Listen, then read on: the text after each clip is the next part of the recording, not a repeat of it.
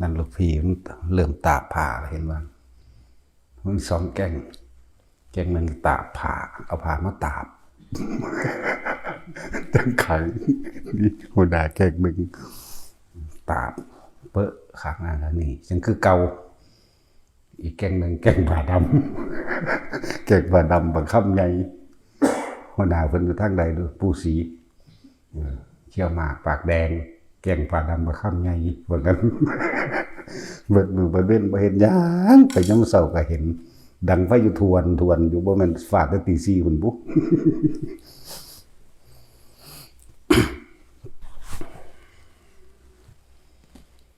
นัตถิสันติสามัคคีนังสมังคีกัลยาณมิตตังความสงบใด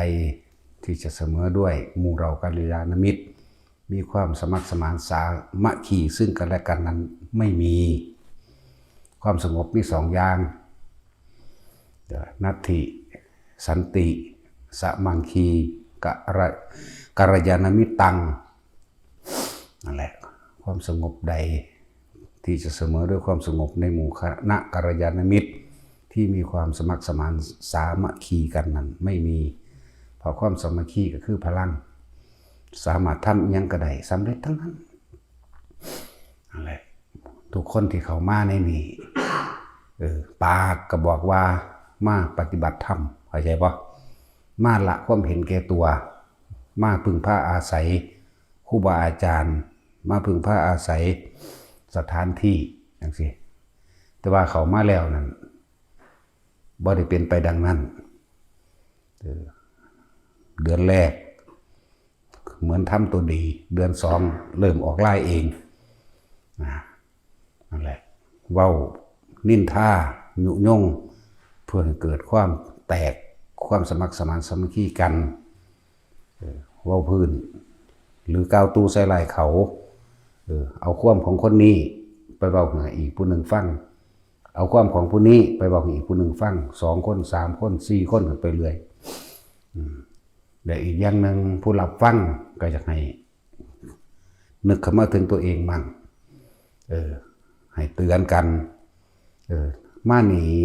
มาหยังถามผู้มันเบาก็จะบ่ล่ะให้ถามผู้เบานะผู้นั้นเบาให้เจ้าไว้จังสี่เด้ผู้นั้นเบาเจ้าวางสี่เด้อย่าไปเอาความบดีเขามาใส่ใจเจ้าของเองเราให้เตือนเขาบอกว่าเจ้ามานี่เจ้ามาหยังกันแน่เจ้ามาจับผิดผู้นั้นผู้นี้มาหยุมาแย่ให้คนแตกกันตีนี่เรียกว่ากัลยาณมิตตังสมังคีกัลยาณมิตตังสร้างความสมัครสมานสามัคคีในหมู่คณะเข้าใจว่าล่ะนั่นแหละผู้ฟังผู้รับฟังต้องเตือนทันทีเลยเจ้ามาหยังเจ้ามานี่เจ้ามาปฏิบัติธรรมบ่แม่นบ่ธรรมะในลักษณะนี้บ่แม่นมาปฏิบัติธรรมเด้อแม่นเบิดนี่แหละก็บอกแหละตัวแต่ละคนอยู่ในนี่ถ้าเฮาเข้ามาถึงณสถานที่แห่งนี้แล้วให้มีความรักความสามัคคีซึ่งกันและกันปรารถนาดีซึ่งกันและกันให้รักกันดุจดั่งแขนขาอวัยวะเดียวกันจะแตกจะแยกความสามัคคีกันค่อยประคองความคิดเห็นซึ่งกันและกันเวลาเขาแสดงความคิดเห็นนั่นแหละเขาแสดงความคิดเห็นบาดนี้ถ้าเฮาฮู้จักแล้วว่าการพูดให้แตกแยกในหมู่คณะเฮ็ดให้ความสามัคคีนั้นบ่เกิดขึ้นแม่นบ่จึงเฮาอยู่มาแต่เก่าก่อนเฮาก็สามัคคีกันดีอยู่แล้วแต่ว่าก็มีคนค่อยแทรกซึมเข้ามาเรื่อยๆเพื่อที่จะยุยงเว้าให้เกลียดคนนั้นรักคนนี้แต่ก็ยกตนเองเข้าใจบ่ล่ะยกตนเองว่าตัวเองเป็นคนสำคัญตนเองว่าตัวของดีว่าตัวของรู้หลายค่อยฮู้จักเบิดนั่นแหละเพิ่นไปแนวใดมาแนวใดนี่แม่นบ่ล่ะฮู้จักเบิดแต่ว่าบ่ฮู้เจ้าของนี่แหละเด้อจังบอกว่าพวกกันรับฟังเขาเตือนเขาโดดไหมบ่ต้องไปใส่ใจว่าเขาสิเว้าให้เฮาแนวใดเพราะว่าเฮานั่นมาละความเห็นแก่ตัวของตัวเองนึงบ่แม่นว่ามาเพิ่มคือฟังเบิ่งนี่เมียตาดำยายบุ๋ม แล้วก็ยังละเฮ็ดน้ำไหมหนิงจังสิกะอีอันนั้นเป็นผู้มาเว้าเสาะแซะความนี้ให้ผู้นี้ฟังเสาะแซะตีความนี้ให้ผู้นี้ฟังความนี้ฟังของเป็นผู้ใหญ่มาอยู่ก่อนจะต้องตักเตือนเขามึงมาหยังอยู่ไว้เด้อออกสื่อได้บาดอยากบ่ล่ะมึงมาแนวไหนมึงมาเฮ็ดหยังมึงมาเว้าให้ผู้นั้นเป็นจังซั่นผู้นี้เป็นจังซี่มึงมานี่มึงมาปฏิบัติธรรมมึงมาเฮ็ดหยังกันแน่อยากบ่ล่ะอีนั่นแต่ผมสิว่าอันใดอีทอมๆแพร่มๆนั่นแหละแต่ของเป็นผู้ใหญ่กว่าจะไปถือไปทราบมาเลยเกิดความแตกแยกกันเห็นบ่ตะเกาไปน้ำกันดีๆเข้าใจบ่ตะเกาไปน้ำกันดีๆไปเฮ็ดโรงทานบางหันบางนี้ไปพอตอนนี้อีอันนี้ซึมเข้ามาแล้วมาเว้าให้เกิดความแตกแยกกันเอาความผู้นี้ไม่เว้าให้ผู้นี้ฟังเอาความผู้นี้เว้าผู้นี้ฟังนั่นบ่แม่นนิสัยของคนที่เขามาปฏิบัติธรรมเด้อนั่นมันเป็นความเห็นแก่ตัวของเขาเองที่อยากยกตนเป็นคนสำคัญเมื่อวานนี่ก็บอกให้ไปแล้วเด้มื้อนี้ซ้ำอีกเรียกว่านี่ให้ไปก็ยังบอกแล้วว่าอยากให้ไล่อยากให้ไล่หมู่พวกก็บอกกันเอาเองนั่นตัวนั่นแหละจื้อไว้บัดนี้แต่ละคนที่อยู่นำกันนี่ถ้ามีคนผู้นึงเอาความอีกของผู้นี้ไปเว้าให้อีกผู้นึงฟังหมายมันคล้ายๆกับความในห้ามออกความนอกห้ามเข้านั่นแหละนั่นแหละยาวความในยาวความนอกเข้าความนอกก็จะออกให้เบิ่งใจเจ้าของเรียกว่าล่ะนั่นแหละ ให้สมัครสมานสามัคคีกันถ้ามีผู้ใดผู้หนึ่งดื้อไว้ไปเว้านินทาผู้นี้ให้เฮาฟังเตือนโดดเด้อบาดนี้เจ้ามาหยังนี่เจ้ามาปฏิบัติธรรมหรือเจ้ามาหาจับผิดคนถ้ามาแนวนี้ให้ออกไปซะหลวงพ่อบ่เอาหรืออ้างหลวงพ่อก็ได้เพราะว่าแนวนี้หลวงพ่อก็บ่ต้องการอยู่แล้วเข้าใจว่าล่ะ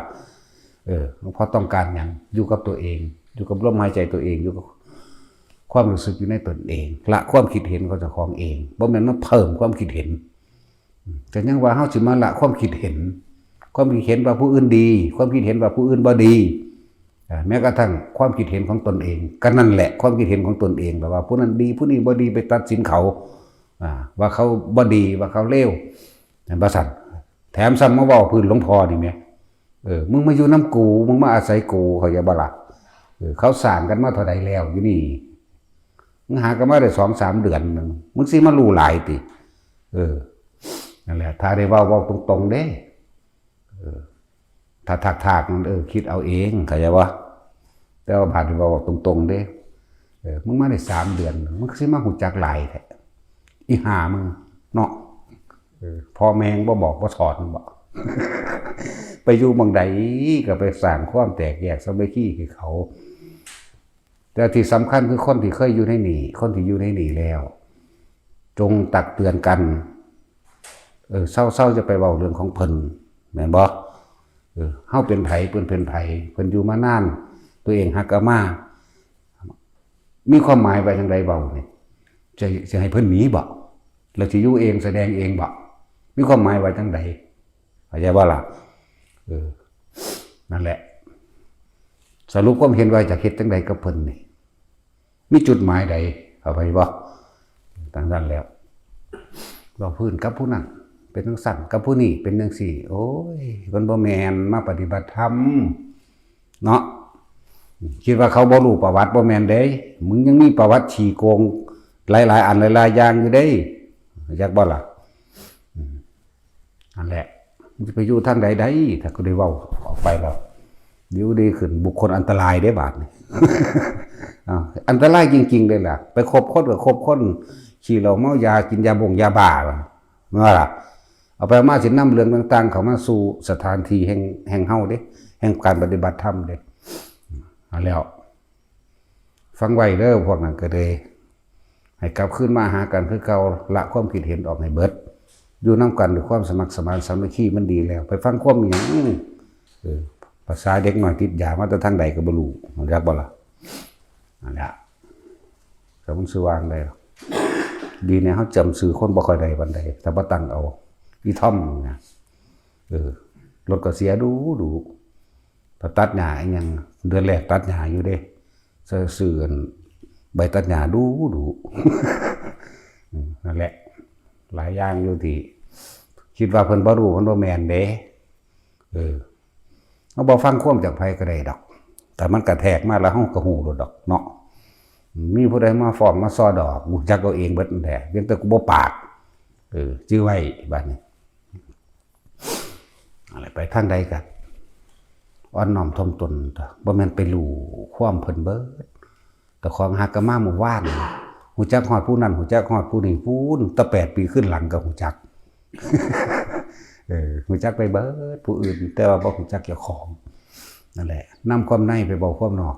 หังบ่แม่นเว้าเรื่องดีเด้เว้าเรื่องให้เฮาเสียหายกูบ่มีหยังเสียกูบ่มีสมบัติจักว่าล่ะจิฟังดีๆไปอย่างกูบ่มีหยังเสียเด้เข้าใจว่าล่ะบ่มีชื่อเสียงบ่มีสมบัติใดๆทั้งสิ้นแน่เปิดเผยเด้สิบอกให้นั่นแหละกับผู้นั้นจังสั่นกับผู้นี้จังซี่แบบนั้นแบบนี้โอ้ยมึงมานอนกับกูบ่แต่ขนาดตัวกูเองกูยังบ่ฮู้จักเจ้าของอยู่เนาะฮู้จักบ่กูว่าจักเจ้าของเด้แต่มองกูตายกูสิไปไสกูก็ยังบ่รู้เด้มันบอกบ่ได้เนาะขนาดนั้นเด้กูเกิดก็ได้บ่เกิดก็ได้เด้กูบ่ได้ย้านเด้ซะหมู่นี่เกิดก็ได้บ่เกิดก็ได้มันสั่นตานั่นแหละบอกตามเมื่อวานยังบ่ไปอยู่เนาะนั่นแล้วบาดเจ็บเบาเป็นจังซี่เด้บ่ได้ไปย้านผู้ใดเด้เพราะว่าความตายบ่มีความหมายกับเฮามันเลยบ่ย้านชื่อเสียงเฮาก็บ่มีเงินทองก็บ่มีเสียงก็บ่มีหยังก็บ่มีเนาะนั่นแล้วที่เฮ็ดนี่กายเฮ็ดซื่อๆเด้ใจบ่ได้เฮ็ดใจบ่ได้มีความหวังกับไผเด้เฮ็ดไปพาพวกเจ้าเฮ็ดนั่นแหละเบิดทุกคนอยู่ในนี่เด้ออย่าไปนำความผู้นั้นนำความผู้นี้อย่าไปมันบอกจังได๋เกาะอย่าไปวางสิเด้เจ้ามาหยังเจ้ามานี่เจ้าว่าเจ้ามาปฏิบัติธรรมบ่แม่นบ่เจ้ามาละความเห็นแก่ตัวเจ้ามาละความคิดเห็นต่างๆเจ้ามาละทั้งหลายทั้งปวงเจ้ามาอยู่ณอาศัยเพิ่นเจ้าคือกล้าบอกให้เพิ่นตัวถือไว้พวกนั้นก็เลยเมียตาดำผู้นึงเราแววมาพวกเฒ่าๆนึงบ่จักหยังเล็กน้อยว่าให้ผิดกันได้บูมใจยังอีไผบัดนี้เห็นหน้ามานะนิ้งมื้อนี่นะแล้วเฒ่าก็สิตายแล้วไปฟังความเด็กน้อยเลี้ยงหมาอยู่ก็เดี๋ยวว่าเลี้ยงแกะเลี้ยงหมาแล้วพฤติกรรมสอดไส้ไปในทางที่บ่แม่นนักปฏิบัติธรรมเข้าใจป่ะสอดไส้ไปในทางที่ทุจริตหลายอย่างทุจริตตัวเองนั่นแหละแล้วก็บ่สุจริตบ่มีความซื่อสัตย์บ่มีความจริงใจต่อตัวเองสิประสานหยังกับบุคคลผู้อื่นเนาะแล้วทุกคนอยู่ในนี่ถ้าฟังแล้วถ้ามีผู้ใดผู้หนึ่งไปเว้าพื้นกันบอกให้หยุดนั่นแหละจึงเรียกว่ากัลยาณมิตรตักเตือนซึ่งกันและกันเด้นัตถิสันติสมังคีกัลยาณมิตตังนัตถิสันติปรมังสุขขัง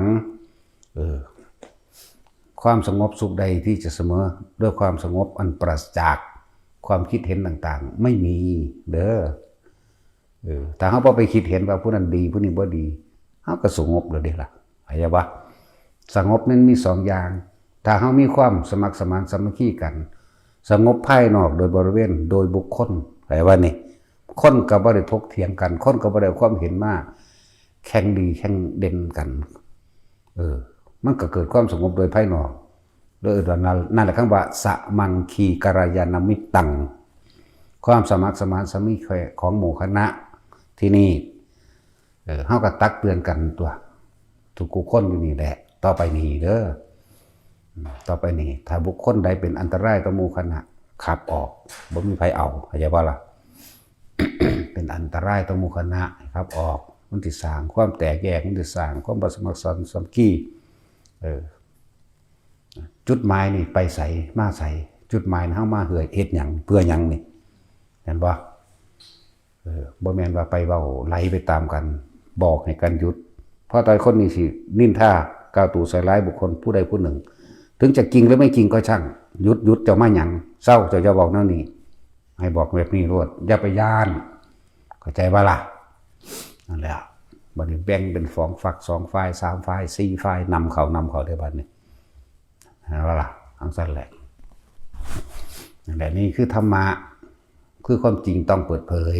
ปิดบังมันเศร้าหมองไม่ผ่องใสเหมือนมีลึกๆลับๆเฮ็ดให้สงสัยสนเทอยู่เลยเนาะนั่นแหละนั่งพอเว้าอารมณ์ดีใจดีอยู่นี่บาดมันจะลายมันลายคือยังไงเด้เนาะ ขาคนเด้ นั่นหัวละย่ายพี่บานั่นตาซินก็อยากหัวเด้นะตาซินจะว่าเราเป็นบาปจะว่าได้มีแต่ข่อยบาผู้เดียวกับพ่อ แล้วก็เป็นบาอีหลีตัวนึงเห็นว่านั้นยังข่อยเว้าก็จะเว้านำข่อยตัวเนาะสั่นแหละแต่ว่าพวกเฮาถ้ารัก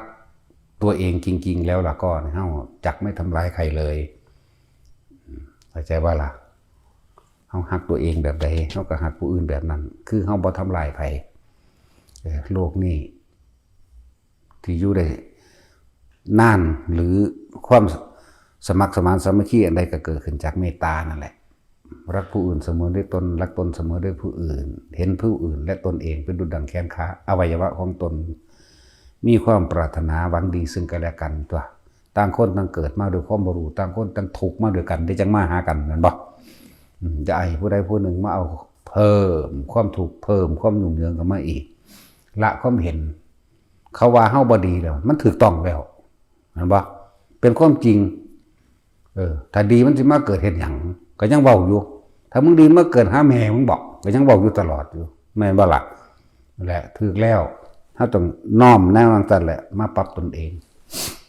มาปรับปรุงตนเองบ่แม่นสิไปเอาชนะกันกูเว้าแต่ยามใดฮะมึงยินมาแต่ไสบ่แม่นแบบนั้นเนาะนั่นแหละภาวนาต้องอยู่ที่กับตัวเองเบิ่งความคิดเจ้าของเองเบิ่งความรู้สึกเจ้าของเองนั่นแหละเฮาจึงเน้นย้ำให้แต่ละคนอยู่กับตนเองเด้อวิหารธรรม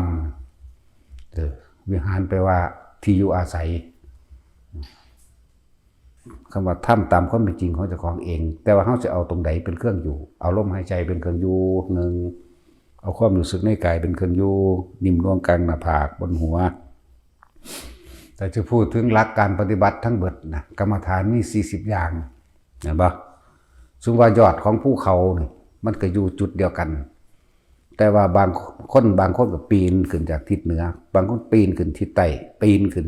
ทิศตะวันออกและในทิศต่างๆแต่ว่ามีจุดหมายเดียวกันเด้อคือละอาสวะอารมณ์ที่ยังคล้องอยู่ให้เบิดความของอยู่ให้เบิดความของเกี่ยวอีกนะนั่นแหละละอาสวะตัวเดียวกันนั่นแหละ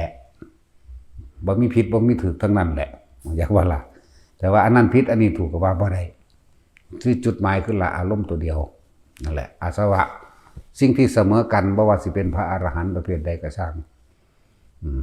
หมดอารมณ์ความยินดีพอใจในสิ่งทั้งหลายทั้งปวงก็จะบาลบันบ่ของเกี่ยวนั่นแหละอาสวะขยะญาณตัวนี้เสมอกันปึ๊บพระพุทธเจ้าพระปัจเจกพระอรหันตเจ้าบ่ว่าสิสมัยพระพุทธเจ้าพุทธกาลหรือสมัยนี้เสมอกันเสมอด้วยกันการละอารมณ์ตัวเดียวกันส่วนความสามารถบ่เสมอกันแตกต่างกันสุขวิปัสสกะรู้ลมหายใจนี่กับอยู่อุณาโลมโลดหรือนวงอยู่บนหัวอยู่ท่ามกลางอกสารบ่ต้องไปเห็นหยังก็ได้อยู่ของมันดังสั่นในความรู้สึกบ่ออก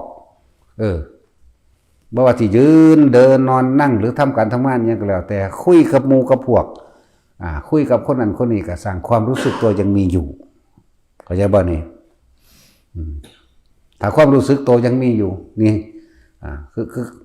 นวงอยู่หน้าผากแต่ว่าคุยกันไปเรื่องนั้นดีหัวเราะนั่นนี่ยังก็แล้วแต่เว้ากันไปเรื่องใดก็สร้างความรู้สึกตัวยังมีอยู่ย่อมบ่มีจุดหมายในการไปตั้งไว้คาดคะเนไว้ว่าต้องเป็นอย่างนั้นอย่างนั้นนั้นอารมณ์มันบ่ออกเข้าใจบ่นี่แล้วเฮ็ดอยู่แค่นี้นั่นแหละต้องเอียงมาก แต่สำคัญที่ตรงการสร้างเหตุเด้ออยู่ที่เหตุผลมาเองอยู่กับลมหายใจนี่อยู่กับอุณหลมนี่ต่อมาบ่ได้เบิ่งลมหายใจแต่อุณหลมเกิดเลยนวงบนหัวเกิดเลยคือความรู้สึกจุดหนึ่งหรือความรู้สึกที่เป็นหนึ่งนั่นแหละมันจะเคลื่อนมาหน้าผากเคลื่อนบนหัวทำกลางอกแล้วแต่มันจะเกิดแต่ก็ให้รู้สึกตัวณจุดหนึ่งในกายเหตุอยู่แค่นี้นี่คือเหตุส่วนผลมันจะเป็นเองดอกบาดเวลามันเป็นของมันโดยบ่ได้ตั้งใจหรอกแต่มันก็รู้อยู่เวลามันเข้าสู่ความว่างจริงๆนี่ว่างเนี่ยมันว่างบ่มีหยังเด้นี่สมาธิอันโดยอัปปนาสมาธิอันประกอบด้วยปัญญาบ่แม่นเฮาคิดว่าว่างบ่แม่นคิดว่าว่างบ่แม่นเห็นว่าว่างพร้อมแต่ว่าว่างทั้งที่เห็นอยู่นี่แหละอย่างว่าล่ะเวลามันสิเป็นของมันเป็นเด้หูก็ได้ยินหลวงพ่อเทศนี่คือเพิ่นมาเว้าให้ฟังอยู่ผมอยากเป็นคือมื้อนั้นว่าซั่นกันมันฆ่ามึงอยากเข้าใจบ่นั่นน่ะมื้อนั้นเพิ่นเว้ามื้อนั้นมันปล่อยแต่ว่าผมบ่ได้ตั้งใจปล่อยเด้มันปล่อยเองเข้าใจว่าล่ะแต่ว่ามันเป็นชั่วขณะนึงหูก็ได้ยินหลวงพ่ออยู่แต่ว่าประเด็นนำเขามาคิดนี่ตาก็เห็นเบิดทุกคนอยู่ได้นี่แต่ว่าก็บ่นำเขามาคิดหนาวหรือร้อนก็รู้อยู่แต่บ่นำมาคิดแบบอธิบายบ่ได้เลยว่างไล่เจตนาจากบ่มีอีหยังที่มาเทียบมันได้เป็นมาหลายมื้อแล้วผมจะเป็นคือมื้อนั้นเห็นบ่ล่ะนั่นแหละนั่นคืออดีตแล้วอันโตมื้อนั้นมันเป็นนั่นแหละคำว่านิพพานก็เป็นจังซั่นเนี่ยเขาก็บอกเลยว่านั่นมันเป็นแบบนั้นแหละนิพพานบ่แม่นวิมานบ่มีรูปร่างอิหยังใดๆทั้งสิ้นว่างปราศจากความคิดนึกมีแต่รู้อันรู้นี่ก็บ่แม่นว่าตั้งใจรู้ได้ว่าล่ะแต่ว่ามันรู้ขึ้นมาเอาเองเมื่อนั้นอิ่มอยู่จังซั่นได้บาดนี่นั่นก็เลยคิดอยากเป็นคือมื้อนั้นนั่นกำลังมันบ่ถึงก็เลยว่ากำลังอย่างบ่ถึงกำลังแห่งความสงบหรือสมถะไม่ถึงถ้ามันถึงของมันสิเป็นเราเองดอกเขามีหน้าที่รู้เฉยๆรู้โดยบ่ได้คิดบ่ได้นึกรู้โดยบ่ได้คิดว่ามันสิเป็นของสันบ่ได้คาดคะเนเลยมันสิปล่อยตามันก็เบิ่งผู้นั้นผู้นี้เสยอยู่แต่ว่ามันแปลกประหลาดตรงที่ว่ามันคือบ่คิดทั้งฮู้อยู่ผู้นี้ใส่เสื้อเหลืองเสื้อแดงเสื้อดำเสื้อชุดขาวผู้เฒ่าผู้บ่เฒ่าฮู้จักหูก็ได้ยินหลวงพ่อเทศแต่ว่ามันบ่นำเข้ามาคิดคือมันปล่อยหมดจากว่านี่ปล่อยหมดนี่ปล่อยเองเด้บ่แม่นเราตั้งใจปล่อยเด้นั่นแหละเลยว่านั่นแหละมันเป็นแบบนั้นแหละนั่นแหละเอิ้นว่านิพพานก็ดีซั่นดอกปราศจากความคิดนึกในสิ่งทั้งหลายทั้งปวงที่ตาเห็นอยู่หูได้ยินอยู่บาดนี้อยากเป็นอยากความอยากมันมีสู่คนนั่นแหละความอยากอันนี้ว่ามันบ่เป็นความอยากที่เป็นมัคคานุคานี่หมายถึงว่าต้องการสำเร็จพระนิพพานพระใดก็อยากอยู่ให้ถิ่มซะเข้าใจว่าล่ะแล้วเหลืออยู่แค่ปัจจุบันลมนี่อุณหลมนี่หรือนวงบนหัวหรือท่ามกลางอกแล้วแต่นี่บอกหลายๆนี่เพราะว่าไตรเราองค์ก็อยู่บริเวณจุดเดียวกันแต่ว่าวิธีฝึกเริ่มต้นให้นี่เริ่มต้นณจุดเดียวกันสะกอนอย่างเบื้องต้นสอนเบื้องต้นให้นอกนั้นก็ไปพัฒนาเอาเองต่อยอดเอาเองแต่แขนงออกเอาเองได้บ่ล่ะนั่นแหละคือมันเห็นกระแสจังซั่นแล้วก็มั่นใจในตนเองตนตัวบาดนี้แต่ตัวเองก็ยังอยากเป็นอยู่เท่าเดิมนี่มั้ยมันทางพอเป็นก็บ่เป็นแล้วมันอยากเข้าใจว่าล่ะนี่ลักษณะของสุขวิปัสสกะมันเป็นเอาเองเด้มันปล่อยเอาเองคือมันปล่อยเอาเองอย่างว่าก็บอกได้ซ้ำนี้นึงได้ล่ะฮู้อยู่ว่าคนแต่ไม่ใช่คนไม่ใช่บุคคลไม่ใช่สัตว์ไม่ใช่สิ่งของไม่มีเราไม่มีเขาไม่มีหญิงไม่มีชายไม่มีผิดไม่มีถูกไม่มีดีไม่มีร้ายอันนี้เป็นคำบอกแทนเพิ่นซื่อว่ามันบ่มีหยังเลยแต่ว่ามันรู้ซื่อๆเข้าใจบ่ล่ะนี่แหละจังว่าให้มั่นใจเลยบอกว่าเฮ็ดไปเถอะเฮ็ดไปจนตายพุ่นล่ะจะไปโลดเวลามันเป็นก็เป็นจังซั่นล่ะตัวเองก็ยังอธิบายบ่เป็นพี่ผู้อธิบายให้ฟังอธิบายในสิ่งที่เพิ่นเป็นแต่ว่าผู้พี่อธิบายยังบ่ก็มันเป็นเหมือนกันมันเป็นจังสิอธิบายบ่ได้มันบ่ได้ขัดได้แย้งได้ง้างกันได้ล่ะ ตัวนี้เขาก็หูจักอยู่แล้วว่ามันเป็นเลยคำว่าเหมือนกันหรือสิเป็นแบบวิชา3รู้อดีตนิดๆหน่อยๆหรือรู้อนาคตนิดๆหน่อยๆแต่ว่ากับรู้ในปัจจุบันอันนี้เขาก็เป็น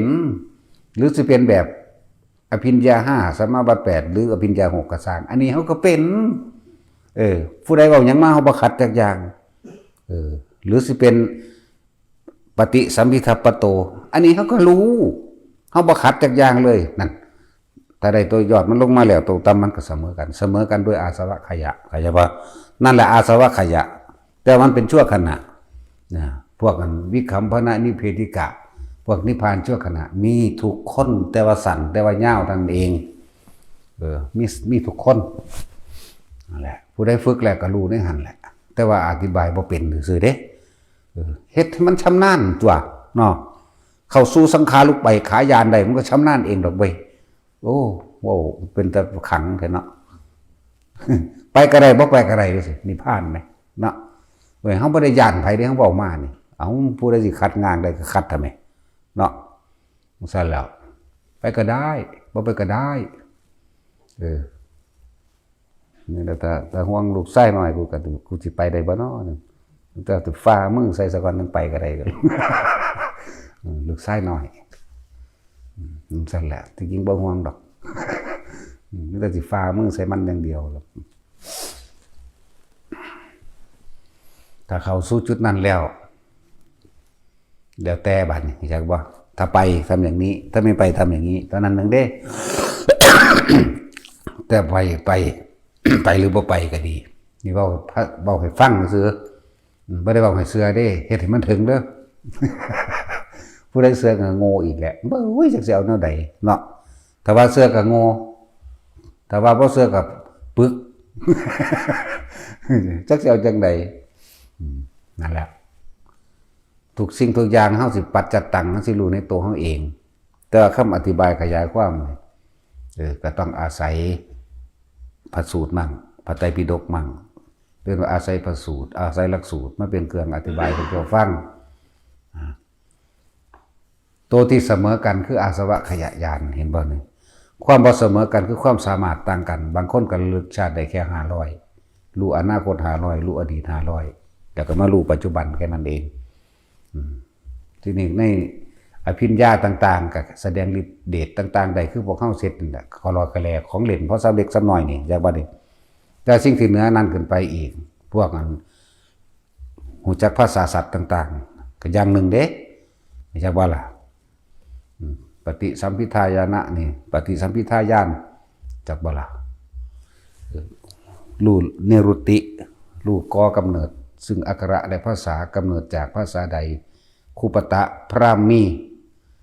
มูนี่รู้จักบ่ล่ะจังซี่รู้จักวะจังซี่แหละบักห่านี่ จังซี่เดี๋ยวภาษาต่างๆภาษาสัตว์ต่างๆทุกชนิดรู้ได้เบิดเรียกว่าล่ะมันบ่ได้อยากรู้ได้มันทางรู้ทางเที่ยวหาวิธีปิดไว้มันอยู่แบบคนชาวบ้านจากวันนี้มันหลายเด้มีแต่ขอความช่วยเหลือไหมแต่ของเงินเสือกบ่ซอยตัวเองไหมบ่มีหยังถ้าปล่อยให้เขามาพวกสวดลวดเปรตสวดลวดหนุ่มบ่น้ำหนังน้ำเนื้อเฮานี่ ว่าแต่ได้อยู่ใกล้เขาก็เย็นบ่อิ่มบ่กินอิ่มก็สร้างเหมือนกับว่าได้นั่งเศร้าห่มใหม่หนาใหญ่นะนกสั้นแล้วปิดนี่จากว่านี่เวกว่าหาดาคน คือเก่ามากคือเก่าข้างบานกว่าเก่าบ่เขาบ่เปิดรับบ่ได้ยากได้แท็กซี่เนาะไปอยู่ในชั้น3ก็ได้ตัวเนาะหรืออัปปนาไปเรื่อยกันยังได้เดินนั่นแหละแต่ว่าอยู่แมงหยาบๆกูไปเฮ็ดหยังดอกกูเศร้าเฮ็ด จังบ่ได้รับรู้อีหยังมากตั้งแต่คนอยู่ในนี่ก็บ่แห้งแล้วเนาะสิไปว่าอีหยังกับผีเยอะขนาดนั้นเดี๋ยวก็มีคนเถียงล่ะผีไม่ใช่นั่นนี่ก็ว่าเองเลยเป็นหยังกระสร้างอีแมงหยังเนาะ ภาษาใดมันเข้าใจง่ายก็ว่าเราเป็นหยัง นั่นแหละรู้อักขระภาษาแตกฉานในด้านอักขระภาษาพวกนี้ หูจักว่ากำเนิดของภาษานี่เขาใส่ในสื่อสารในสมัยใดยุคใดอีกรู้ว่าราคิดไปคนคิดแม้กระทั่งมูเทพเทวดาอินพรหมอยากว่านี่พวกละเอียดคักก็เลยพวกพรหมหรืออรูปพรหมมาจังซี่ก็ฮู้เด้แต่ว่ามันบ่มีประโยชน์กับพวกเฮาก็นำมาเว้าเฮ็ดหยังจังซั่นแหละ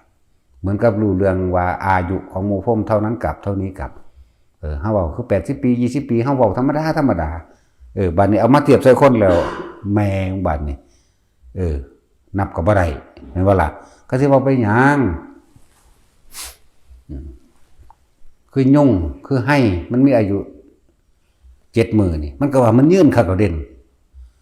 บัดนี้คนอยู่ตั้งไว้โดยประมาณ100ปีนี่แน่บัดนี้มัน100ปีกับเฮาเว้าบ่ได้เด้นั่นแหละสั้นนั่นแหละจังว่าปฏิภาณปฏิสัมภิทานี่รู้แตกฉานในการตอบคำถามถามคำตอบอย่างว่าล่ะมึงถามมาแล้วกูดีบ่ดีกูหูจักก่อนมึงสิถามพุ่นเนาะจังซั่นตัวเป็นตาสั่งคือหยังนี่เด้เนาะแท็กซี่ตาสั่งตัวเวลาแนวเขาฝันละหมกเอามาเว้าแนวเขาคิดอยู่ไกลๆอื่นก็เอามาเว้าเนาะตาสินฟ้าทำกับน้ำก็มาขายหน้าเขาบ่กล้าปฏิเสธได้บัดนี้เนาะแท็กซี่เพราะมึงก็เฮ็ดไหมแม่นบ่ล่ะตัวกูบ่ได้ กูก็แย่เขาก็อยู่กันตัวว่ากูบ่ฮู้บ่จังซั่นแหละแต่ว่ากูเดาเอาซื่อๆดอกเด้เข้าใจบ่ล่ะเดานั่นแหละมันเสือกเดาแม่นที่หามันนี่เนาะแต่สิน ภาษาเอาขีดขากมาเว้ากันซื่อก็ยังเอามาเว้าได้พูนอยู่ไกลๆพุ่นเด้นั่นแหละนี่เอิ้นว่าปฏิสัมภิทัปปโตพวกนี้แต่เฮาบ่ได้ดอกเฮาก็เอาเรื่องผู้อื่นมาเว้าซื่อหลวงปู่มั่นหลวงปู่บัวผู้เขาเจ้าได้อยากบ่ล่ะแล้วผู้เจ้าฮู้จัก พระพุทธเจ้าเฮานั่นแม้ขนาดว่ารู้ภาษาของหมู่เทพเทวดาพรหมแล้วรู้เขาไปว่าต้นกำเนิดของเขาอยู่ไสพุ่นเด้บ่ธรรมดาเด้จังขึ้นชื่อว่าสัพพัญญูสำใดตรัสรู้สัมมาสัมโพธิญาณก็อย่างหนึ่งสัพพัญญูก็อีกอย่างหนึ่งเด้บ่ธรรมดาเด้ดอกเครื่องที่บ่เฮ็ดให้เพิ่นรู้ว่ามีเด้อนาวรญาณทั้งหลายเหล่านั้นบ่มีหยังขวางความรู้เพิ่นได้อีกแต่เพิ่นอยากรู้เพิ่นรู้เขาโลดนั่นแหละมันก็มีวิธีของมันน่ะจอมตอมเข้าไปโฟกัสหมุนกล้องเข้าไปจังซั่นแล้วบ่มีหยังขวางความรู้เพิ่นได้เด้นั่นแหละแต่ทุกสิ่งทุกอย่างที่ว่ามาขึ้นอยู่กับการฝึกเอาเด้อทุกคนฝึกได้บ่แม่นฝึกบ่ได้มนุษย์คือผู้ฝึกได้อยู่แล้วแปลว่าผู้ยกใจขึ้นสู่ที่สูงได้เพราะว่ามนุษย์มนะกับใจนั่นแหละมนะยะสะเรียกว่าผู้มียศผู้สามารถฝึกตนเองให้ยกจิตขึ้นสู่ที่สูงได้สูงก็เลยอกุศลนั่นแหละสอนให้อยู่นี่เด้แต่ละมือแต่ละคนก็เลยนั่งสิเบิ่งอยู่ของบ่เนาะสอนเครื่องเล่นต่างๆล้วนแล้วแต่เป็นการทรงชั้นมีผลสูงเลยพวกเจ้าเอ่ยมองข้ามสวรรค์เลยมองข้ามสวรรค์ไปพรหมโลกเลยเด้ที่เฮ็ดเล่นได้เฮ็ดขากระดาษเด่นถ้าบ่มีกำลังของชาติมันบ่ไปเด่นมันบ่ออกมันบ่เป็นให้เด้ที่ให้คืบแขนคืบนั่นคืบนี่ถ้าบ่มีกำลังชาติมันบ่ไปเด้สงชาติเบิดเด้นั่นน่ะจักว่าล่ะเอาของออกจากผ้าเอาเข่าเอาออกได้มื้อนี้ถ้าบ่มีกำลังจิตกำลังชาติไปบ่เป็นเด้นั่นนั่นแล้วแนะเนื่อยอยากให้จนว่าถ้าเฮาเอาเข่าได้เฮาก็เอาออกได้บางทีมันไปฟุกแล้วสิบอกให้เลยที่แรกกันอยู่ดีๆไปนึกถึงทำดอกค่ำชั่วขณะหนึ่งเสือกไปอยู่ป่ากดทุพุ่นก็มีแม่งบาดกุยไปยังกุยขึ้นมาเท่าใดก็มีได้บาดนี่ที่แรกก็คิดยากอยู่นะเมื่อมันนึกไปได้นึกแล้วทิ่มมันก็ขึ้นมาได้คือกันเด้ล่ะแน่เหมือนกันกับเอาของเขาของออกได้เด้กันนั่นแหละว่าซั่นสิว่ากูเป็นนอนนำอีนี่ก็น่าแต่ว่ายามมาส่งกูเด้อพอกูมีปัญหาแล้วเนาะตัดสินอีนั่นก็บ่ปฏิเสธใดบ่ปฏิเสธเด้ มาเลยเดี๋ยวไปส่งเองว่าซั่น ไม่อีห่านี่วะ จังซั่นเลยมาเลยเดี๋ยวไปส่งเองว่าซั่นนั่นแหละของบ้านไปจักเทื่อดอกมา มันสิยากมันทำงานนะ ฝึกเอาตัวจักเสือเด้เฮ็ดเอาพวกเจ้าอยากไปหันมานี่พวกเจ้าฝึกจนชินชำนาญพวกเจ้าสิจับจุดได้เองดอกคือข้าเจ้าเรื่องอุตรกุรุทวีปอมรโกยานาทวีปปุเพวิหัตถวีปพวกเจ้าเสือยุติเนาะจะพึ่งไปเสือเด้ไปเห็นกับตาซะก่อนเด้อจังเสือ บาดมาบ่ได้ก็สร้างได้โตไปโตมันได้ก็บ่ไปเอาเด้มันบ่แม่นของเอาไปนำกันใดก็บ่ไปเอาเด้มันก็ไปอยู่ค่อยเอาพวกเจ้ามาบ่ได้เนาะ ไปอยู่เอามาบ่ได้พวกเจ้าไปเราต้องมาเอาเองเนาะชั่วขณะจิตเดียวเร็วขนาดบ่แม่นธรรมดาเด้อนั่นแหละจะมาฝึกไปเถอะเฮ็ดไปเถอะมันบ่แม่นแค่ว่าของเล่นเพื่อสิไปนั่นไปนี่เด้ที่จริงแล้วก็มันเป็นกุศโลบายเป็นกลล่วงให้พวกเจ้าอยู่ในสิ่งที่เป็นกุศลจากบ่ล่ะในขณะที่เฮาเล่นเฮาคิดอยู่เฮาบ่ไปคิดฆ่าไผเด้ศีล5มีในโตเลยบ่คิดจะฆ่า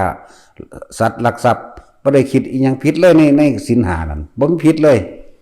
แล้วมันมีอยู่ในโตของมันเองเห็นบ่น่ะ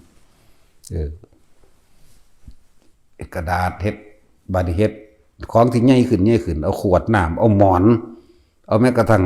กองอีหยังพญาคอนเราอีหยังกองโออิชิตัวบักใหญ่พี่ตัวเฮ็ดออกได้เหลือแต่เอาเจ้าของออกเท่านั้นได้บาดนี้ถือว่าเป็นที่จริงมันรุ่นเอาไว้ก็จะว่ารุ่นเอาไว้ว่ามึงต้องออกมันบ่ออกเด้แต่ศีลก็เฮ็ดออกแล้วตัวเนาะว่าจะไปอ้างเมียซะอีห่านก็บ่เบิ่งซ้ำตะปิดไฟลัด อีโปมันปิดไฟลัดเด้เนาะแม่นว่าแต่ศีลหากเฮ็ดออกเพิ่นเฮ็ดกระดาษเพิ่นเฮ็ดอยู่เท่าใดมื้อเด้9 มื้อพุ่นเด้ออกได้เบ้ยดีใจขนาด บัดนี้เพิ่นพากันไปเฮ็ดอันปากกาเฮ็ดนั่นเฮ็ดนี่ออกเด้ซั่นเพิ่นสิเอิ้นกาซั่นทั้งปิดไฟลัดเลยโอ้ยก็มาสอนกันนี่จักหน่อยแหน่พอดีใจเนาะอีหลีนี่แล้วถามเบิ่งเด้อว่าแม่นขาแยงนะขาแยงปุ้งๆพร้อมมันเลยเป็นแบบคืออีหยังบ่สัตว์3ชนิดนี่ในตัวเทรนกวินก็คือมันปุ้งจังซี่เนาะฮิปโปก็คือเวลามันเหี่ยวออกสึกถูบับขาบ่เกินกันเส้นนึงเอาไปวัดเบิ่งเด้อบ่แม่นย่าเพิ่นยังก็แกงแขนจังซี่เพราะว่ามันหนักข้างมึงมันบ่ถึงมันบ่พอกันเนาะตัดสินเจ้ากล้าว่าบ่ ว่าแม่ยังถึงสันติบอกว่าบ่ต้องเอาสันเอาคมโหลดฟันเลยว่าจังแล้วทั้งเบิดที่ฝึกให้นี่ล้วนแต่เป็นความรู้ยิ่งปุถุชนคนที่มีชาติเห็นยังได้แปลกๆเฮ็ดเถอะเฮ็ดไปเรื่อยมันสิมีเคล็ดลับอยู่ในตนเองเนี่ยเฮ็ดไปเฮ็ดมาฝึกไปฝึกมาสิมีความคิดอันนึงเกิดขึ้นมาเพื่อให้ทดลองแล้วเธอหน้ามันยังจับต้นส้นปลายแห่งตนเองได้ดอกเด้อล้วนแล้วถ้าเป็นประโยชน์แก่ตนเด้คนพวกนี้สิมีฤทธิ์มีเดชอยู่นะแล้วก็เป็นเครื่องอย่างที่ป้องกันตนเองในตัวเองนั่นแหละคืออันอีหยักขมูขีเมียตะค่อนตกรถนิ่มๆก็มีไหม อันมันเป็นซี่แหละมันเป็นคือคนอุ้มลงมาในนิ่มๆว่าซั่นตกรถนิ่มๆเบิ่งธรรมดาบ่นั่นแหละผัวเพิ่นทั้งนั้นเป็นห่วงเมียคักๆเลยนั่นแหละบอกแล้วว่าอย่าเล่นแต่สั่นว่าตัวไผตัวมันคือว่าเด้บ่แม่นจักเม็ดอันคำว่าตัวไผตัวมันใจมันลุ่นคือหยังนี่ตัว อยากให้เขาเฮ็ดแบบคือเจ้าของคิดอยากให้เขาได้อยากให้เขาเป็นลูกเป็นผู้ขับพ่อเป็นผู้สั่งเพิ่นเอาวิทยุว่าหากันแม่เป็นผู้อยู่ทางหลังรถได้ซั่นบ้านรถดีโคงมันสิออกที่เพิ่นสิโคโยขึ้นนี่ว่ามันก็ปึ้งลงพุ่นมันมีฝาถ่ายนำเด้แต่มันปีนลงเลยแต่ว่าลงนิ่มๆเด้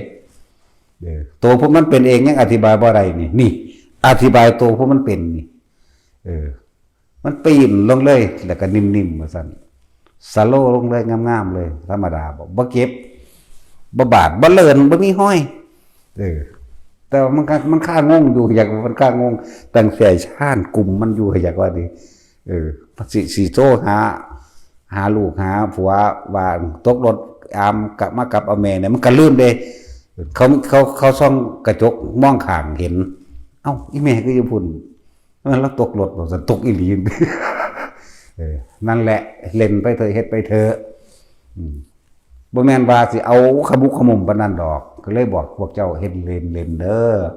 มันสิมีผลไปของมันเองดอก มื้อนึงที่บอกเอาพุทธเจ้าเว้าหน่อยเด้อย่าว่าล่ะแม้งเพียงชั่วลัดข้อมือเดียวว่าซั่นเราก็กล่าวว่าเป็นผู้ไม่ห่างจากฌานคำว่าตัวนั้นอาการปิติหรือกำลังแห่งฌานมรรคสิทธิฌานยังปกป้องคุ้มครองเฮาได้เบิดมือมึงบ่รู้น่ะสิไปว่าหยังกับคนไทยดูๆเนาะดูแปลว่าบ่อยๆสิไปว่าหยังกับบุคคลผู้ทำให้มากทำให้บ่อยให้ทำให้ชินไหมแน่จังซั่นแล้วมันก็ยังมีประสิทธิภาพอยู่ขนาดนั้นได้เฮ็ดไปเล่นไปคืบแขนคืบหยังก็มาเรียนรู้น้ำกันการทำร่างกายให้สั่นทำกายให้โยกให้โครงให้คอนพวกนี้ล้วนแล้วถ้าเป็นการสร้างสมกำลังของฌานทั้งนั้นสมาบัติที่ร่วมตัวกันดอกสมาบัติก็คือสมบัติอันเป็นทิพย์ที่มันเกิดกลายเป็นบุญญาฤทธิ์ที่ปกป้องคุ้มครองเฮาเองนั่นแหละบุญอันนี้บ่ต้องไปล่อบุคคลผู้อื่นเป็นที่ให้ทานเข้าใจว่าล่ะบุญอันนี้เกิดขึ้นจากจิตของตัวเองตั้งมั่นเองดอกเฮ็ดไปหลายอย่างอยู่ดอกที่พวกเฮาสิมีผลพลอยได้อันมากมายบัดนี้พวกกันสมาธิรักษาโลกมาเฮ็ดให้กายมันสั่นสะเทือนสะท้านเด้อมาฝึกเอามันดีได้มันมีผู้มาฝึกให้อยู่เอาคนที่เขาป่วยเขาเป็นฝึกให้สอนให้คนที่บ่เป็นโรคก็บ่เป็นเลยพวกเด็กน้อยนักเรียนนักศึกษาเฮ็ดให้สติปัญญาก็ดีแล้วก็ความเจ็บไข้ได้ป่วยไปในภายภาคหน้าก็สิบ่มีเพราะว่าหยังบุญอันเกิดจากการทรงฌานเจริญฌานนี่ถ้าสิเปรียบเทียบแล้วเหมือนกับดุจดังว่าทองคำเด้เหมือนกับเฮาแลกเหมือนกับเฮาไถ่โทษเรียกว่าใส่หนี้เจ้ากรรมนายเวรต่างๆในขณะที่เฮาเป็นเทวดามารพรหมทั้งหลายแม้ทั้งมนุษย์และอมนุษย์บ่ไม่อาจสามารถทำอันตรายให้แก่เราได้เลยนั่นเป็นตาเฮ็ดเอาคือหยังนี่การเงินและการงานก็มีขึ้นมาเลยความสงบแห่งใจหรืออารมณ์ที่ร้อนอารมณ์ที่กังวลก็ค่อยๆหายไปเด้เพราะว่าเฮาบ่ซอซายความคิดเฮาไปหาบุคคลที่เกลียดที่รักที่เกลียดพอใจไม่พอใจนี่มันอยู่แต่กับตัวเองตอนที่เฮาคิดแบบนั้นแบบนี้นั่นแหละจิตในจิตเข้าใจบ่ละบาดนี่นั่นแหละจิตในจิตเฮาคิดสิเหตุของเฮาอยู่นี่งอแงกเฮาบ่ไปเกี่ยวกับไผเด้นั่นอยู่ในชั้นที่1เด้น่ะวิตกวิจารวิตกคือคิดรุ่นสิออกหรือบ่ออกก็ซังมันก็เป็นจิตในจิตคือเก่าเด่นจากวันเฮ็ดอยู่ในเรื่องเดียวในขณะเดียวจนตลอดถึงพันจนว่าอธิษฐานอย่างจิตในจิตเป็นผู้มีสติกำกับจิตเบิดนั่นแหละเข้าใจว่าละบาดนั่นแหละเน้นแนวมื้อนี้นั่นแหละเฮ็ดง่ายๆแต่ว่ามีผลมากต่อความคิดของเฮาบ่ไปขาดคะเนอีหยังเรียกว่าอยู่ในปัจจุบันก็แม่นนะความคิดก็คิดในปัจจุบันความรู้สึกในกายก็อยู่ในปัจจุบันทั้งเบิดเฮาก็บ่ไปคิดว่าอยากทำลายบุคคลสัตว์สิ่งของทั้งหลายให้ชิบหายเด้บ่มีศีลก็เลยอยู่ในหันจิตตั้งมั่นอื่นว่าสมาธิก็อยู่จุดเดียวนั่นแล้วศีลสมาธิปัญญามันสิเกิดของมันดอกนะขอให้ทุกคนสร้างเหตุเถอะนั่นล่ะแต่สิเว้าเรื่องพระวักกะริเนาะพระวักกะรินี่ บวชมา4 ปีนี่บ่เฮ็ดหยังนั่งเบิ่งพุทธเจ้าอย่างเดียวนั่นแหละเพ่งอยู่ในฌานเข้าใจบ่ล่ะปัญญาเพิ่นบ่แล่นไปคือเพิ่นบ่เห็นตามความเป็นจริง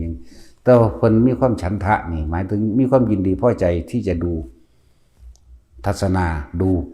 เบิ่งตะพุทธเจ้าเรียกว่าบวชเข้ามานี่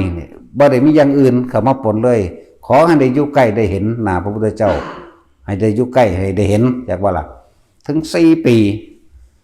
บ่ออกเดินปัญญาบ่ออกเห็นตามความเป็นจริงว่าอนิจจังทุกขังอนัตตาบ่ออกเห็นว่าร่างกายนี่บ่เป็นของตัวของตนบ่ออกมาพิจารณาซึ่งไม่เที่ยงไม่จีรังยั่งยืนนั่นนะถึง4 ปีพุทธเจ้าหูอุปนิสัยอยู่เด้เพิ่นจะบอกวักกะลิเนี่ยแม้เธอจะจับชายผ้าเหลืองแห่งเราเดินตามเราก็ไม่ชื่อว่าอยู่กับเราตถาคตเธอจงไปเสียจากที่นี่ไล่หนีเห็นบ่ล่ะจริงๆมันตั้งมั่นแล้วได้อันอยู่กับอันแต่ว่าสมาธินั่นคือมันตั้งมั่นแล้วเพิ่นติด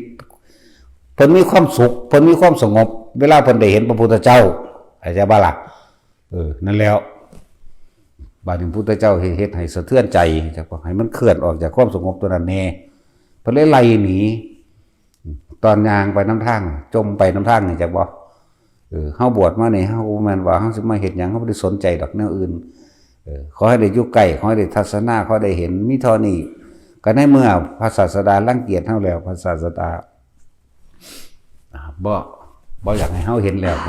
ชีวิตนี้ก็สิมีประโยชน์ชีวิตนี้ก็สิมีความหมายอันใดสู้ตายสิยังดีกว่านั่นทีนี้ตัดตายแล้วเขาใจว่านี่บ่ได้เสียดายบ่ได้อะไรชีวิตเลยเพราะในจุดหมายเดียวในการบวชขอให้ได้เห็นพระพุทธเจ้าเท่านั้นขึ้นไปสู้ยอดหน้าผาโดดลงมาแล้วตัดตายแล้วเด้อยากบ่คือมันบ่ย่านตายแล้วมันลืมเหรอมันพ้นความตายตัวนั้นแล้ว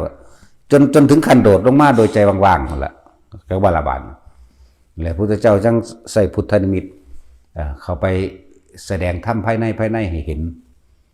ก่อนที่สิถึงพื้นปุ๊บเนี่ยลงมาซาๆกำลังชาติเลยรักษาไว้จากว่านั้นมัคคะสิทธิฌานหนทางตรงนี้ปลอดภัย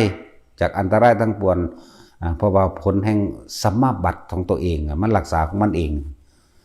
แต่ว่าตัวพุทธเจ้าสอนก็สอนไปสอนทั้งในเนี่ยในขณะนั้นลงมาพอดีกับบรรลุพระอรหันต์นั่นต้องสั่นตัว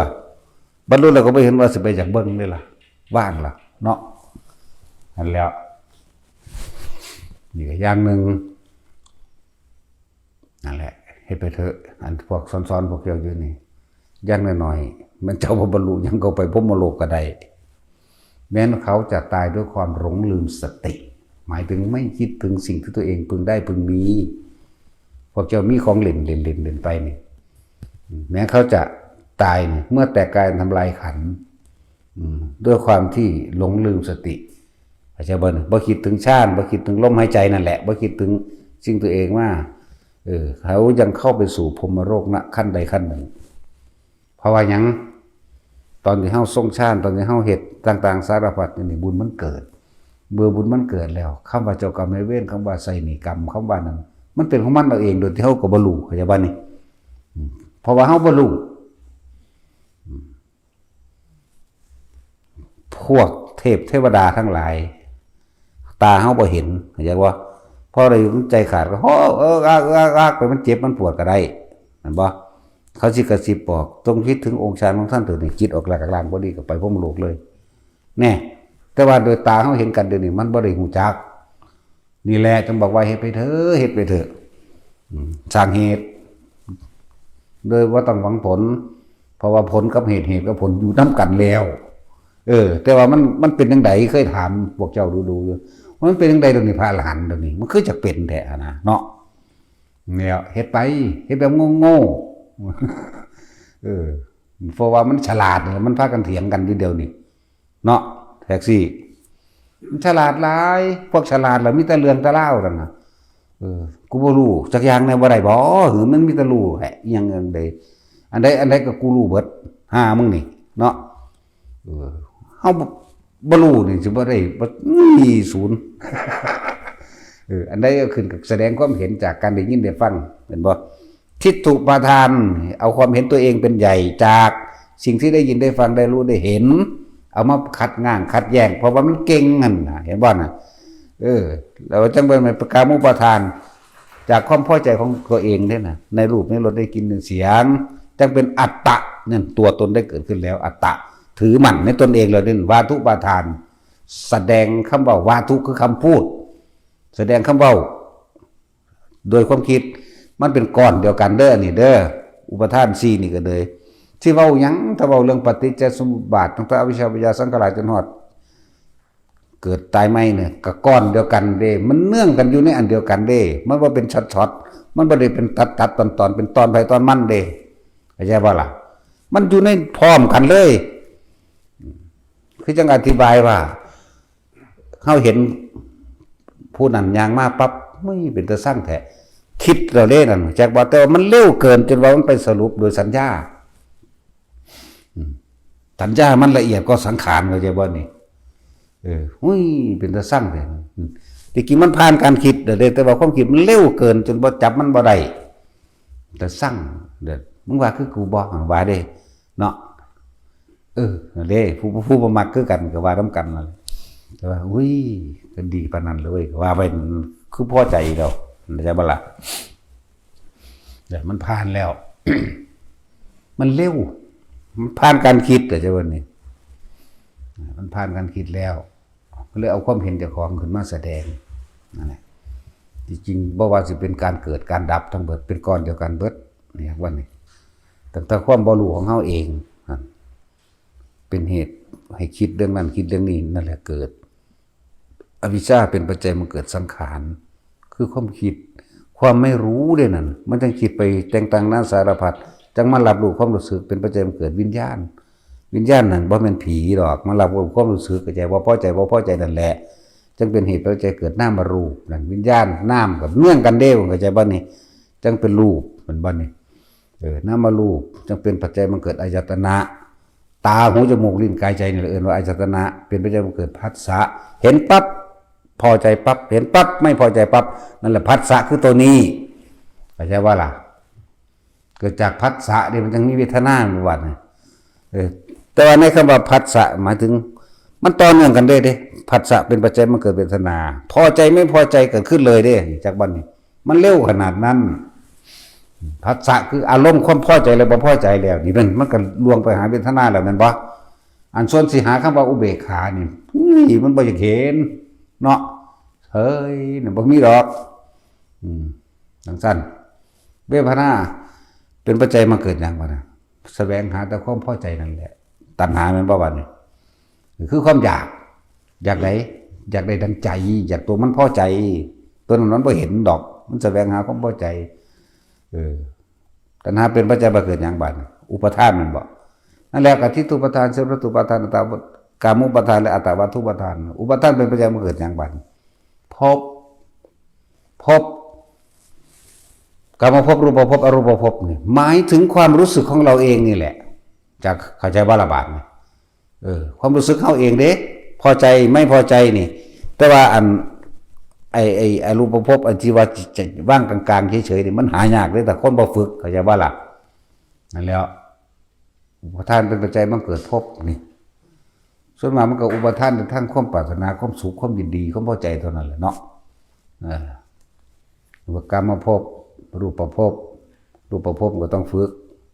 อรูปภพก็ต้องฝึกนั่นบ่แน่อันส่วนมากอันกามภพที่มันหลายสวรรค์ลงมาหานรกเข้าใจบ่นี่นั่นแล้วภพก็เป็นปัจจัยมันเกิดชาติแล้วมันตายลงตอนนั้นมันไปตามอารมณ์เข้าใจบ่ละบาดนี่นั่นแล้ว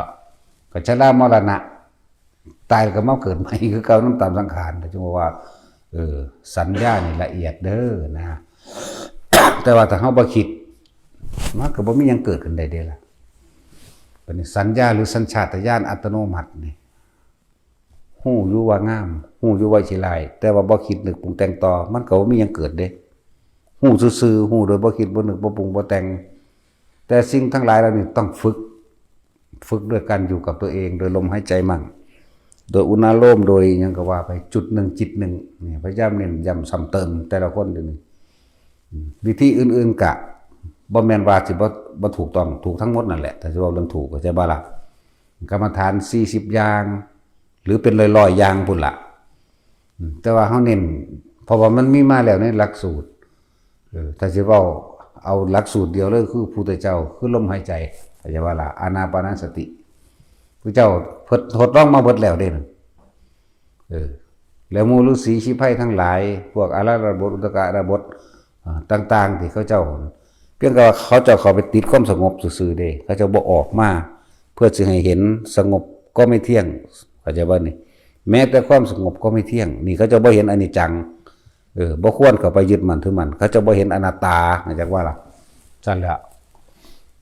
ถ้าได้ฟังธรรมของพระพุทธเจ้าว่าทุกสิ่งทุกอย่างบ่ควรเข้าไปยึดมั่นถือมั่นบรรลุเลยเด้นั่นซ้ำนั่นเด้เพราะว่าเขาจะเต็มที่แล้วเพียงแต่ว่าบ่ปล่อยว่าง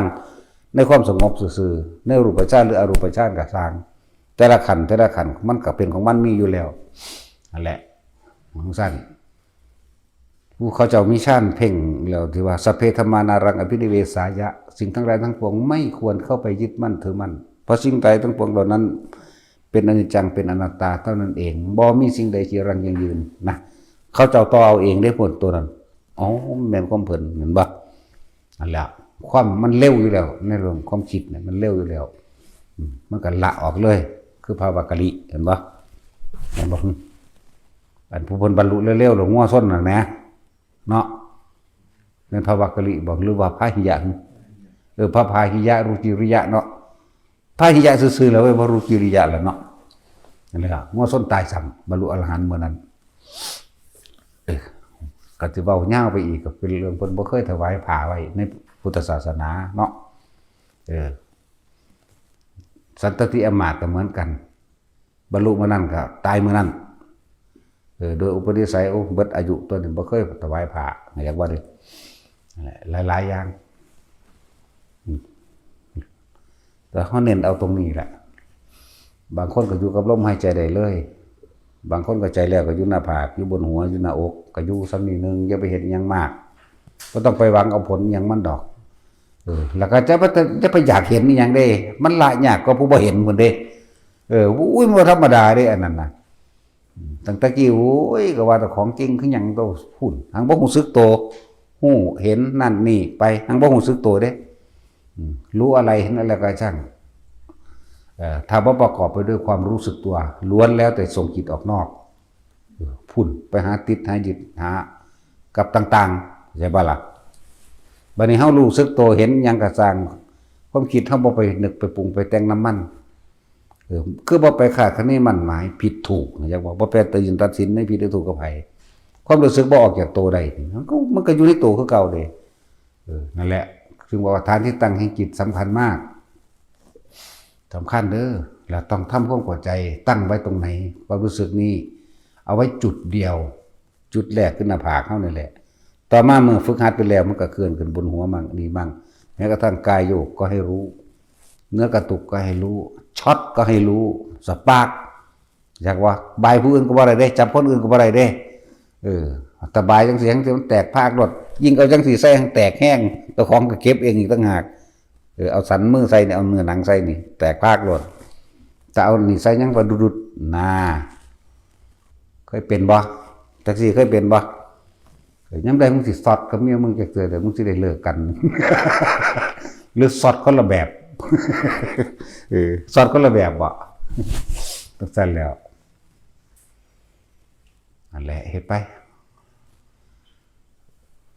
ร่างกายโยกหน้าหลังซ้ายขวากระสังให้จับเอาจุดเดียวเด้ออันอื่นกระจังมันให้มันเป็นเครื่องปล่อยผ่านไป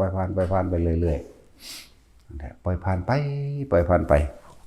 ให้รู้สึกตัวไว้ยังได้ก็คงทีในรู้สึกตัวไว้แล้วก็เป็นวิธีที่ง่ายนะเวลามันเป็นจริงๆมันนั่งสิอธิบายของมันเองในตัวเองจักว่าเวลามันเข้าสู่ความปล่อยว่างคือมันจะวางของมันเองเขาไม่ได้เป็นผู้วางเลยพวกเข้าใจว่าว่างพวกเข้าใจว่าว่างก็อื่นว่าปัญญาของเล่ห์เหลี่ยมกลไกของกิเลสเด้ปัญญาของกิเลสจักบ่หรือสิอื่นอย่างหนึ่งว่าปัญญาของสังขารเด้อยากว่าปัญญาสังขารนี่เก่งเด้ปรุงไปนำว่าเจ้าของรู้บ่ธรรมดาเด้แล้วยึดเอาเด้นั่นน่ะปัญญาสังขารเคยยินบ่ ความคิดว่าเจ้าของรู้นั่นแหละ คำว่าปัญญาสังขารก็ดีเป็นเรื่องสั้นนั่นแหละรู้ว่าคิดกับคิดว่ารู้นั่นคนละต่างกันเด้เนาะระหว่างรู้ว่าคิดกับคิดว่ารู้มึงเอาอย่างจักสิใครแน่รู้ว่าคิดใครอยู่เด้ไอ้คิดว่ารู้นี่ที่นั่นแหละปัญญาสังขารกูหูวัดบอกมันอะไรกูหูวัดแต่ว่าเวลาพอได้ขัดง่างกับกูทกเถียงกับกูศูนย์คือกันเนาะเห็นปะนั่นแหละเป็นแบบนั้นว่าพวกเขาเหตุไปถึงเวลาเป็นเองดอกมันปล่อยหมดมันปล่อยเอาเองหรือมันเป็นเขาปล่อยดิเห็นอยู่นี่ก็เห็นซื่อๆเห็นซื่อๆบ่มีสัตว์บ่มีบุคคลบ่มีเราบ่มีเขาบ่มีหญิงบ่มีชายเด้บ่มีเพศอีกอย่างหนึ่งที่พอเข้าพากันทรงชาติเจริญชาตินั่นนี่เล่นอยู่บ่มีเพศคือกันเด้อเป็นพรหมทั้งเบิดเข้าใจบ่อาหารของหมู่พรหมคืออาการปิตินั่นแหละสร้างไว้หลายๆสร้างไว้หลายๆโลดทำให้บ่อยทำให้มากแหละคำว่าสร้างไว้หลายๆนั่นนะเฮ็ดเล่นเฮ็ดหัวอยู่หั่นแหละหัวไปทำทางก็ได้เด้อใหญ่ตุกตักแล้วเบิ่งหน้าตาแล้วเบิกบานอยู่เด้นะตั้งแต่กี้แล้วคืออีหยังบุญนี่หน้าดำกิมีทั้งหน้าขาวฟ้าเดี๋ยวนี้แล้วหัวล่ะหัวเตึกๆตากากๆไปล่ะเพราะว่าเราเป็นบ้าเอาสวัสดี